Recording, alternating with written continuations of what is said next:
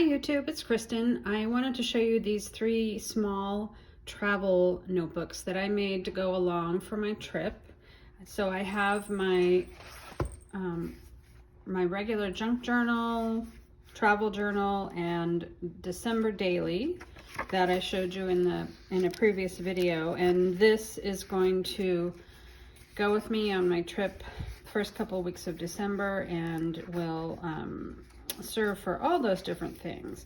But one thing I didn't put in here was any kind of sketching or watercolor paper, and it's possible that I could possibly add some little doodles on some of the papers, like old vintage book page would probably take it. Some of this kind of paper would take if I did really light washes and you know, just basically sketching on there.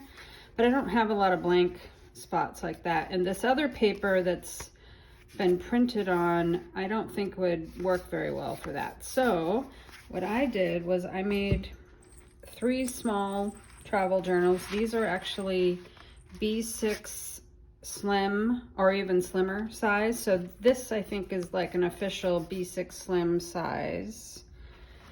This one is a little bit wider, just by about 1/4 of an inch. And then this one is really narrow. And the reason they came out these sizes is because of the way I cut the watercolor paper. I just used what was left, you know, I didn't try to fussy cut anything to the exact sizes. But anyway, what I did was I printed some of these printables, and I keep getting the names wrong of the people who designed the printables, so I'm not even going to try. I just can't remember off the top of my head. So I'm just going to say these are some really lovely printables that I used for the cover. And this actually is printed on a really nice paper. It's, I think it's a Strathmore, but it's a paper that I'd never heard of until recently, and I had to order it from Amazon. And it has a texture to it, so it's intended for doing like fine art prints. So it's a nice paper. Comes in a pack that has 9 by 12 papers in it, I believe, and it does a nice job. So I just thought I would use those try using them for covers for these kind of travel journal inserts. It's a nice weight of cardstock, and the texture is really nice. And so I printed it double-sided, and then I used some other printables to go in between the watercolor paper. So this is watercolor paper here, and it's just alternated throughout with printables. And they're actually the same size, so they tend to get stuck together. And so there's actually only 3 sheets of watercolor paper in here. And so I think, let me see. There are 4 printables and 3 sheets of watercolor paper, so it's about 28 front and back pages. That's the center. And so what I'm going to do is, the kind of trip that I'm going on is the sort of place where I really like to try doing little sketches. And I didn't want my sketching inserts to be too thick, so these are pretty thin. So I can actually just slip one of these into my purse without even a cover or anything like that, and it's great for going out for the day or whatever. So this is the narrowest one because the pages were only that wide at the end of the time that I was cutting up a great big sheet of watercolor paper. So that's what I ended up with. This one, this is actually, the color is a little off, and you can see it shouldn't be so purple, and there's some streaky parts here because I was running out of one of the colors in my printer, and that doesn't bother me that much. I mean, I'm just happy to have it, so it doesn't bother me. So anyway, I also use These are actually leftover printable pages that didn't make it into my Hans Brinker journal. So I used them in here. And this one actually has 4 sheets of watercolor paper. Same kind of thing, it's just slightly wider. So they are, I think all 3 of them are about 7 inches tall and 3.5 to 4 inches wide.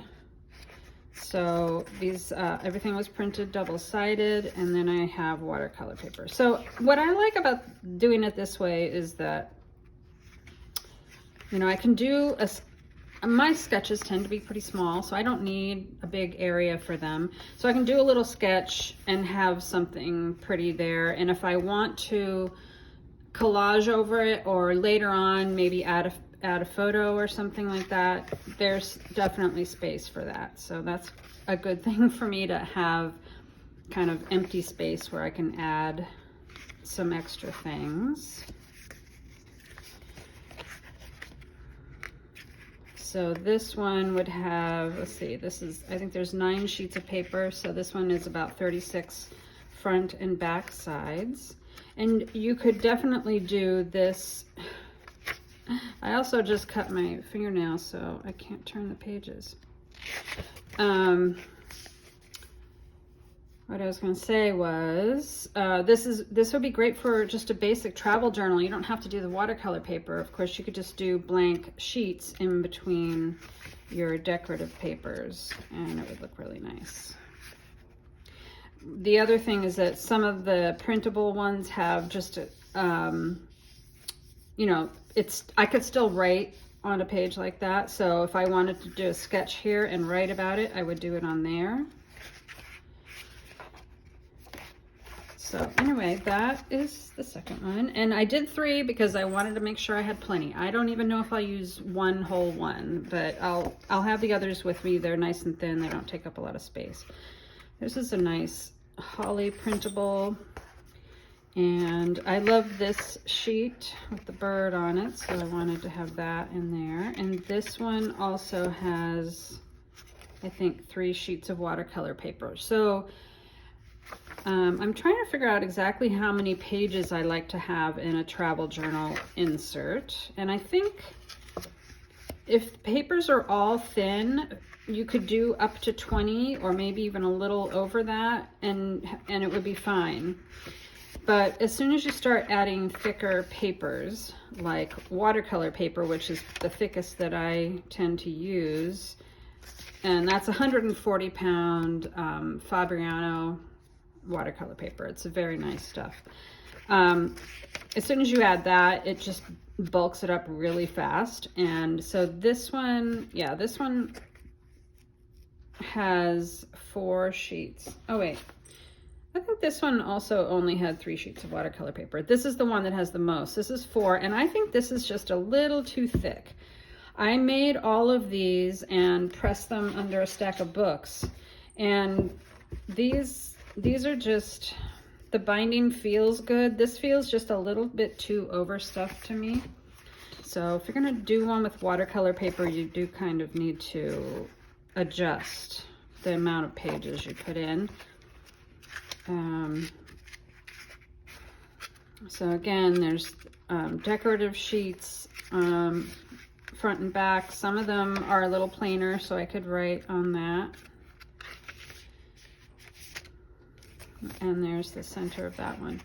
So these are just a quick little addition, and oops, my bells are sticking to my sweater. So my, these are just a quick addition for this. So in the end, this is gonna probably get stuffed, and I won't be able to fit anything like this inside of it. So I would probably just store them together, maybe put a ribbon around it. You know, that would be something like, you know, if you had a couple of those with that, that would just be a really nice, even a Christmas decoration that you would have out, and you would be able to go back and look at your Christmas trip in the future. So I just wanted to do a little quick video about that, and I will see you in the next one, which will probably be after my trip. All right, take care. Bye-bye.